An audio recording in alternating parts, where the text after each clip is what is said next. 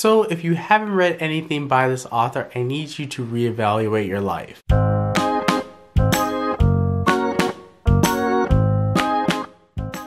Hey guys, it is Charles from the channel Books on Stereo. I'm here to talk about all the books I read by Rebekah Weatherspoon. Now, if you've watched any of these videos in the past, you know how they work. I will go through all the books that I read by this author. I'll give you my thoughts and ratings, and you don't have to worry, there will be no spoilers. And then at the end, I'll give you my overall thoughts and opinions about this author's work and whether I recommend this author to you guys. So without further ado, let's get into the books. Now, the first books that I read by this author is actually part of a duology. It's Rafe and Zenny. And so in Rafe, this one basically follows a female African-American doctor and her nanny, and it's a romance between the two. So we have a little bit of a single mom type romance thing going on in this book. Absolutely love this one. I gave it a 4 out of 5 stars. Really enjoyed the characters, really enjoyed this theme, and really enjoyed the plot as well. And yeah, I really enjoyed this one overall. And then we probably get to my favorite book in the duology, which is Zenny, and I absolutely love this book. So this one is essentially like arranged marriage or forced marriage. So basically our heroine, who is African American as well, comes back into town for someone in her family's funeral, and in this person's will they basically say that she has to get married to this dude that lives in this town for about a year in order to receive her inheritance. Our hero is actually Scottish and is also bisexual, and that kind of comes into play a little bit with the steam factor, and I absolutely love this one. I love this one more than Rafe, and I give this one a 4.5 out of 5 stars. Great steam, great plot, and if you want to see what pegging is, this is going to be the book for you. Then if you want some cowboy romance, some black cowboy romances, Rebekah has you covered as well. So we have A Cowboy to Remember, which is the first book in the series. The series is not done yet. And also to note, the series has been optioned for TV, so get excited for that. So this one is a little bit kind of a different feel for Rebekah Weatherspoon. This one is quite a slow burn. So we basically follow our main heroine. She works at a TV studio. She suffers an accident and basically develops amnesia. So they think the best way to help her is to send her back to her hometown where she grew up.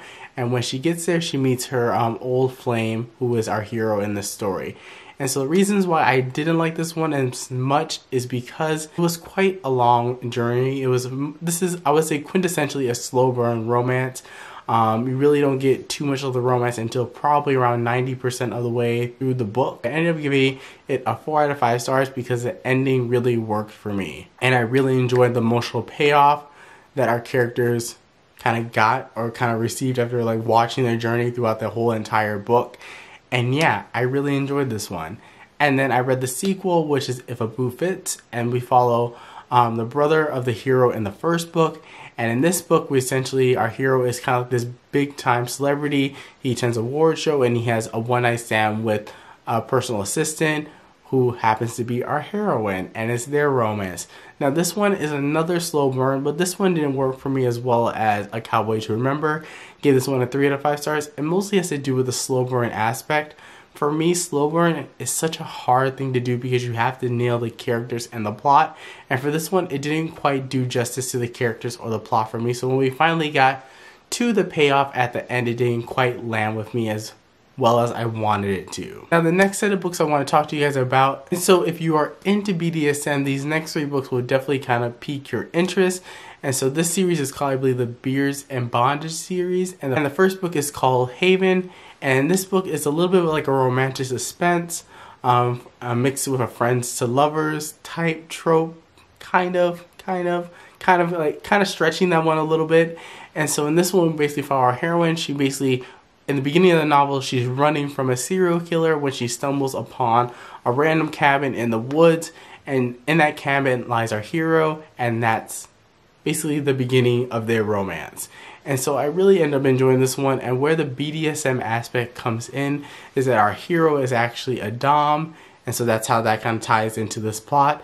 But overall, I love this book. I gave it a 5 out of 5 stars. The theme, the characters, the plot were all on point, and this was such a good beginning to a remarkable trilogy. And so book 2 is actually called Sanctuary, and in this book, our heroine is actually a high-powered lawyer. She works for this very powerful client. Something happens with the case that doesn't particularly appease the client, so he sends an assassin to kill her. She ends up killing her assailant, and so her co-worker and best friend basically says like, hey, let me get you out of town so you can stay safe while the investigation proceeds, because the police don't quite believe her story.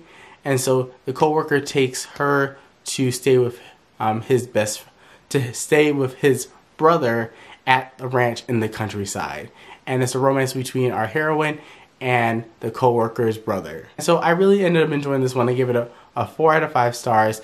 It wasn't my favorite. I think I kind of knocked off 1 star because the plot wasn't as intriguing to me as the first book, but it still was a very interesting plot. I was a little bit annoyed by some of the obstacles that our characters had to face, especially for our hero near the end of the novel. It didn't quite work for me as well as I hoped it did, and that kind of contributed to one of the reasons why I decided to take off a star from this book.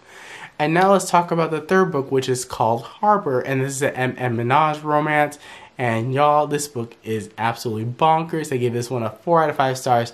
Really loved it. The plot and the characters weren't at 100% for me, so that's why I kind of knocked off a star for it. There wasn't necessarily anything bad about the study. It didn't quite click for me as well as the first book. Now, the last 3 books that I read by this author are all actually novellas. I believe it's called like the Fit trilogy, and each book in this trilogy focuses on a different couple.